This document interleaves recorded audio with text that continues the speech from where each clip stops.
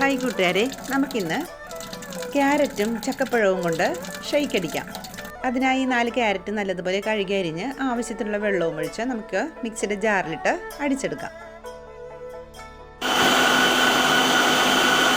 അടിച്ചെടുത്ത carrot juice നല്ലതുപോലെ അരിച്ചെടുത്തിട്ടുണ്ട്. അത് വീണ്ടും മിക്സിയുടെ ജാറിലേക്ക് ഒഴിച്ച് അതിലേക്ക് 2 കൈപ്പിടിയോളം ചക്കപ്പഴവും ഇട്ട്, പിന്നെ ഞാൻ ഇതിനകത്ത് പാലല്ല ചേർക്കുന്നത്, പാൽപ്പൊടിയാണ്.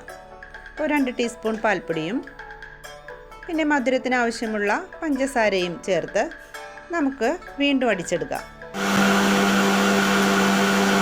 അങ്ങനെ അടിച്ചെടുത്ത ഷെയ്ക്ക് ഗ്ലാസ്സുകളിലേക്ക് പകർത്തി നമുക്ക് കുടിക്കാവുന്നതാണ്. ചക്കപ്പഴവും ക്യാരറ്റും നമ്മുടെ കണ്ണിൻ്റെ ആരോഗ്യത്തിന് വളരെയേറെ നല്ലതാണ്. എല്ലാവരും പറ്റാവുന്നവരൊക്കെ ഒന്ന് ട്രൈ ചെയ്യണേ.